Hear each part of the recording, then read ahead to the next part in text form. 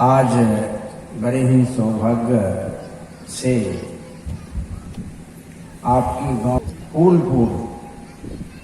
फूलपुर में परम पूज्य सदगुरुदेव जी पधारे और उनके साथ मेरा भी सौभाग्य प्राप्त हुआ कि आपके ग्राम में मैं भी आया। सत्संग का आयोजन है, परम पूज्य गुरुदेव जी की असीम कृपा हुई और अपने बहुमूल्य समय में से थोड़ा सा समय निकाल करके यहाँ दिया है। समय वह चीज है जो बार बार मिलता नहीं है। ये जीवन भी आपको जो मिला है, ये इसको आप कैसे बिताएंगे, समय के साथ साथ बड़ा ही अनन्नाश्रय संबंध है। इस जीवन के बाद फिर कौन सा जीवन मिलेगा, इसका कोई ठिकाना नहीं है। इसलिए मनुष्य का जीवन बड़ा अनमोल है और इस धरती पर अनंत पंथ है, मत है, मजहब है और इस अनंत अनेक मत पंथ मजहब में व्यक्ति बहुत ही भटक रहा है, क्योंकि उसे पता नहीं चल रहा है कि कौन सा मार्ग मैं अपनाऊं जिससे मेरा कल्याण होगा। कुछ तो भ्रम है, भ्रांति है, कुछ निजी मजबूरी भी है। उसकी हर एक व्यक्ति की निजी मजबूरी। अब निजी मजबूरी में क्या आएगा? जैसे आप कोई आदमी खैनी खाता, कोई आदमी खैनी खाता, तो वह तो उसी गुरु के पास जाएगा जो गुरु उसे खैनी खाने के लिए छूट देगा। कोई आदमी बेईमानी करता है, चोरी करता है, डाका डालता है, तो वो तो उसी गुरु के पास जाए नहीं जो गुरु कहेगा कि ठीक है बेटा, तुमने चोरी किया है, डाका डाला है, तो जो चोरी किया है तुमने 1 लाख रुपए, उसमें से 10,000 रुपए हमको चढ़ा दो, दान कर दो, तुम्हारा पाप कट जाएगा। तो सोचेगा भाई 10,000 रुपए दिया और 90,000 हमें बच गया, हमारा पाप भी कट गया। तो वो तो उन्हीं गुरु के पास जाएगा। ध्यान से सुनिए, कोई मांस मछली शराब दारू खाता पीता है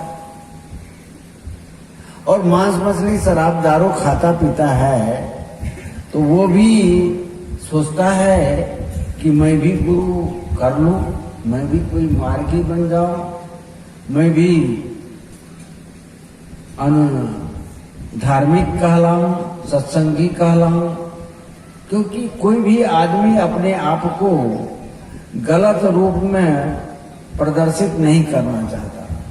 हर एक आदमी चाहता है कि मुझे लोग धार्मिक कहे, अच्छा कहे। हर एक आदमी का ये मांग है। तो इसलिए वह उसकी निजी मजबूरी हुई तो वो वैसे गुरु को तलाश करेंगे और वैसे ही गुरु की शरण में जा करके उससे जो भी ज्ञान मिलेगा, वो जितना जानेंगे वो बताएंगे, उतना वो बताते हैं। और सभी लोग किसी न किसी गुरु को अपना करके अपना इस भवसागर से नौका पार करना चाहते हैं। यहाँ से कोई पूर्व है वस्तु और हम पश्चिम खोजने के लिए जाएंगे।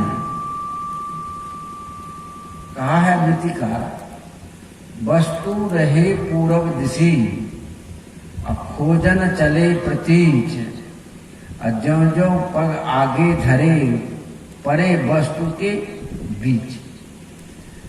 मान लिया जाए ये फूलपुर है, अब फूलपुर से पूर्व कौन सा गांव है? छब्बू भाषा।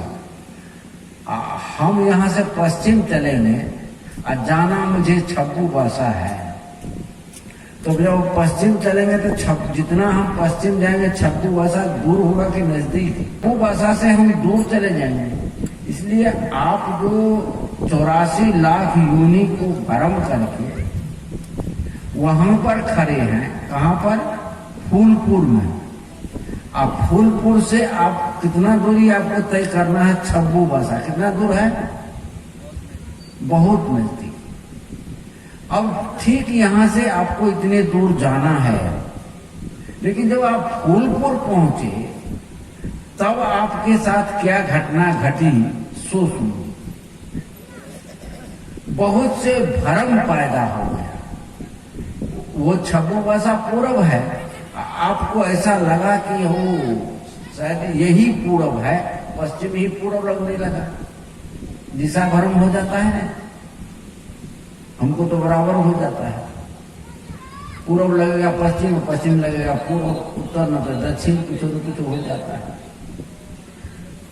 तो उस वही तरह से स्थिति हो जाती है मनुष्य के कि उसे भ्रम हो जाता है। भ्रम हो जाता है तब वह क्या करता है? तो जहां जिधर जाना चाहिए उधर नहीं जाता, जिधर नहीं जाना चाहिए उधर चल देता है। कहिएगा यह कैसे होता है और कब होता है? जैसे मान लिया जाए कि ये मनुष्य का शरीर आपने प्राप्त किया, और मनुष्य के शरीर प्राप्त करने के बाद जो आपको क्या चाहिए था? शांति, मुक्ति, कल्याण, भवसागर से पार होना, यही ना? ठीक, सुख। अब आप ये जो सुख है, शांति है, कल्याण है, मुक्ति है, वो कहाँ है? वह सुख, शांति, कल्याण और मुक्ति हम कहाँ खोजते हैं? बेटा में, बेटी में, पति में, पत्नी में, मकान में, दुकान में, फैक्ट्री में, मोबाइल में, गाड़ी में, घोड़ा में खोजते हैं। लगता है कि इधर ही वह सुख है, इधर ही वह शांति है, इधर ही वह मुक्ति है, लेकिन वो है कहाँ? वो है ठीक इससे विपरीत। वह है आपके स्वरूप में, निज स्वरूप में वह स्थित है। वह जो शांति है, मुक्ति है, कल्याण है, वह स्वस्वरूप में स्थित है, संसार में स्थित नहीं है। संसार आपके शारीरिक आवश्यकताओं की पूर्ति के लिए है, तो संसार में तो है नहीं। लेकिन हमें भ्रम हो गया कि बेटा में ही होगा, बेटी में, पति में, पत्नी में, इधर भूल गए, इधर चल दिए। तो हम जहां से चले थे, ध्यान दीजिएगा, जहां से चले थे और फूलपुर पहुंचे थे और जाना था छब्बू भाषा, फिर उसी ओर हम चल दिए। छब्बू भाषा पहुंचे नहीं। छब्बू भाषा पहुंच जाते तो हम मुक्त हो जाते। अर्थात छब्बू भाषा अर्थात मुक्त स्वस्वरूप स्थित, जहां से चलना नहीं होता, जहां से गमनागमन की क्रिया नहीं होती। जहां गमनागमन की क्रिया है वहां दुख है, अशांति है, क्षणिक है। और जहां गमनागमन की क्रिया खत्म हो जाती है वह अविचल सुख होता है, अविचल शांति मिलती है। वहां से वह फिर वह चाहते नहीं। इसलिए अनेक मत है, अनेक पंथ है, और उस अनेक पंथ मत के पीछे पड़ करके हम भटक जाते हैं। अभी हमारे निर्माण स्वरूप साहब ने एक पद प्रस्तुत किया जो परम पूज्य गुरुदेव जी द्वारा रचित है। वो पद यह है कि साधो पारख पंथ निराला, साधो पारख पंथ निराला, ना कहीं ऊपर नीचे जाना, नहीं वन पर्वत माला, तीर्थ व्रत उपवास करे ना, न तप कठिन कराला, साधो पारख पंथ निराला। मैंने मत की बात किया, मजहब की बात किया, संप्रदाय की बात किया, ये बहुत है।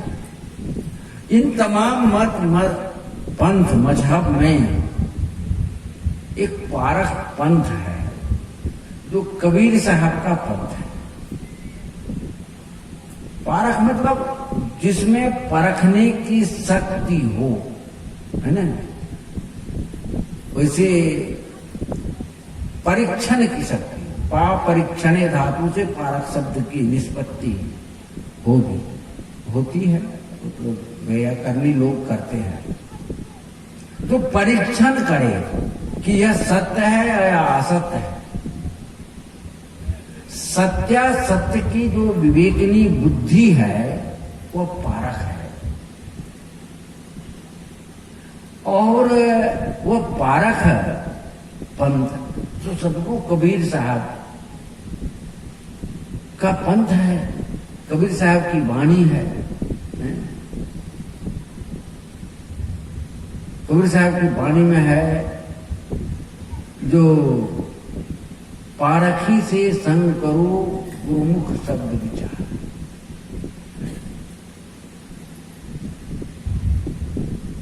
पारख वह है जिसके परख हो जाने से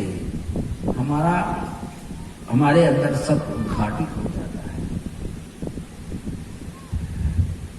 कौन सत्य है कौन असत्य है इसकी परख हो जाती है। जैसे स्वर्णकार हीरा को परखता है, उसी तरह से एक कबीर साहब ने इस संसार में परखा।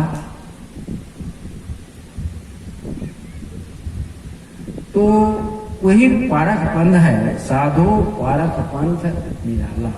हे साधो, ये जो पारख पंथ है वह निराला पंथ है। निराला कहते हैं उसके समान कोई ना हो, उसे हम निराला कहेंगे। और यह पंथ क्या है, इसकी विशेषता क्या है, तो कह रहे हैं ना कहीं ऊपर नीचे जाना, ना वन पर्वत माला। अब देखिए बात में गांधीर्य कितना है। पहले ही कड़ी में कह रहे हैं, क्या कह रहे हैं पारख पंथ के संबंध में परम पूज्य गुरुदेव जी, कि ना कहीं ऊपर नीचे जाना। अब आप किसी को पूछिएगा, जैसे खेत दह गया, धान बारिश बहुत हुई ना, बहुत आदमी दह गया, क्या कहेंगे, क्या करेंगे, ऊपर वाले की कृपा। तो ऊपर हम चले गए, ऊपर वाला ने हमारे धान को दहा दिया। ऊपर वाला, ऊपर में कोई धान दहाने के लिए बैठा नहीं है। हम कुछ गलती कर दिए तो कहते हैं क्या करेंगे, ऊपर वाला के यही इच्छा थी, हम जेल चले गए, कोई मर्डर कर देता और कुछ कर देता।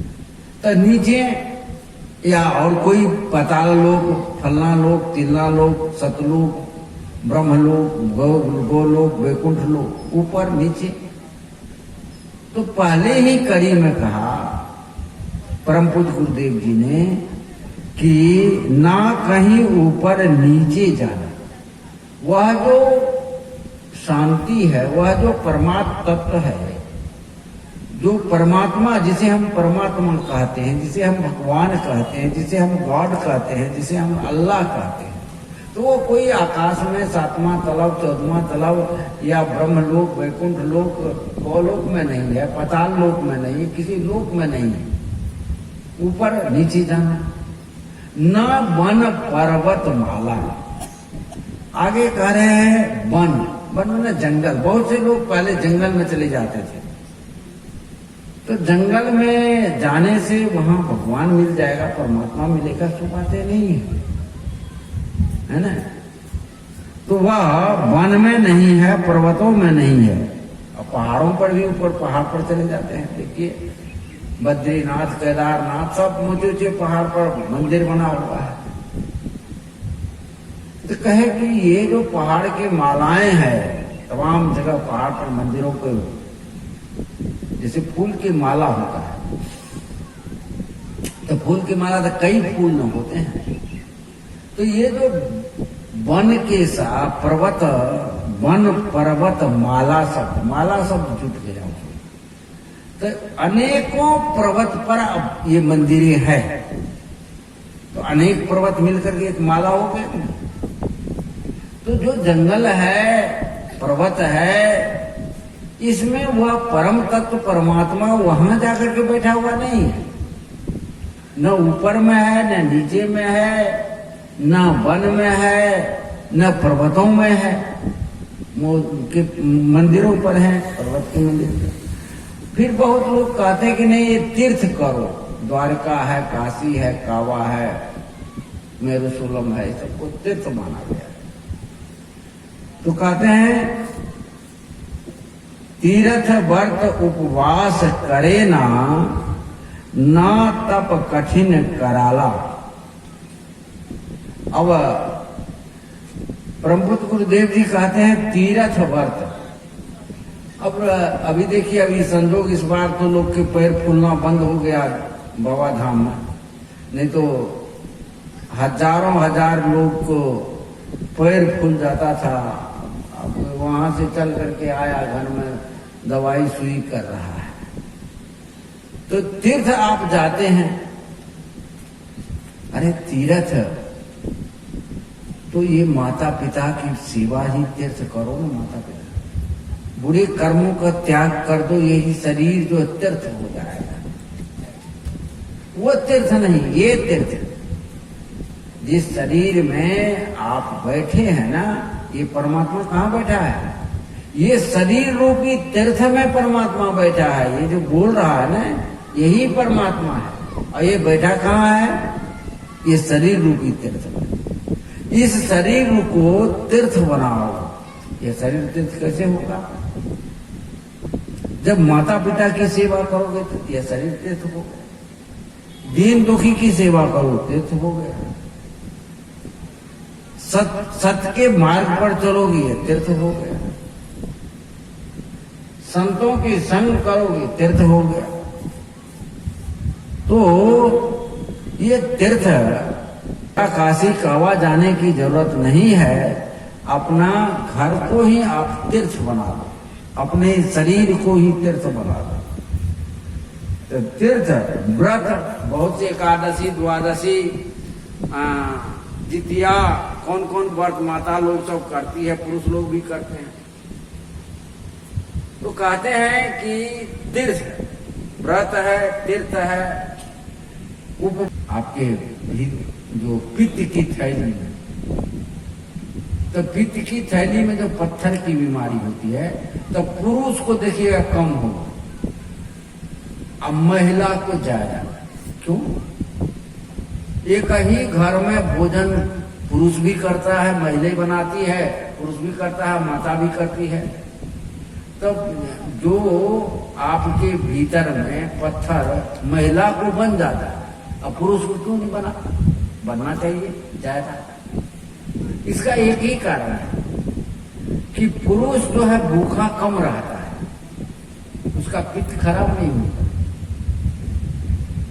अब महिला करेगी एकादशी, तो द्वादशी, तो जितिया और छठ, कौन कौन पर्व करती है, तो उसके जो है पित्त की थैली में पत्थर बन जाता है। वो पित्त खराब, उपवास भी करने के लिए, हाँ शरीर के स्वास्थ्य के लिए आप करें। और आगे कहते हैं न तप कठिन कराला। अब परमात्मा को पाने के लिए, भगवान को पाने के लिए बहुत से लोग एक पैर पर ही खड़ा हो जाते हैं, हाथ उठाए हुए हैं।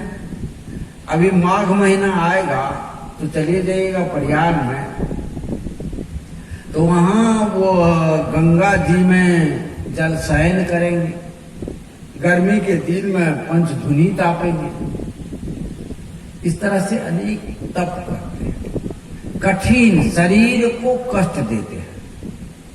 शरीर को कष्ट देने की क्या, शरीर तो शरीर माध्यम खलु धर्म साधनम, शरीर तो समस्त अच्छे बुरे कर्म करने का साधन है। चाहे आप इस शरीर से अच्छा कर्म करें या खराब कर्म करें, सभी कर्म करने का यह साधन शरीर है। शरीर छूट जाता है तो क्या बेटा बेटी धन संपत्ति कुछ साथ जाता है? कुछ नहीं जाएगा। कोई जिधर आप सुख खोज रहे हैं वह नहीं जाएगा। तो सुख कहाँ है, शांति कहाँ है, मुक्ति कहाँ है? वह है स्वरूप स्थिति में। और स्वरूप स्थिति से जहां बाहर जाते हैं तहां हमारे जीवन में भटकाव होता है, हम भटकते हैं, हम स्वस्वरूप से दूर होते हैं। इसलिए उधर जाने की आवश्यकता नहीं है, उधर से लौटने की आवश्यकता है। आपने, मैं क्या कहा कि आप चलते चलते फूलपुर पहुंच गए हैं, हुआ समझ में थोड़े दूर पर है। कबीर साहब कहे कि 184 भरम के अब पांव पर अटके आए, अब की पासा ना पड़े फिर 84 जाए। 84 लाख योनियों को भरम करके जैसे घर के गेट पर दरवाजे पर आ जाए कोई आदमी, अब फिर वो घूमते 84 में चले जाते, उससे बेवकूफ कौन होगा? बोलिए सदगुरुदेव की जय, सदगुरुदेव।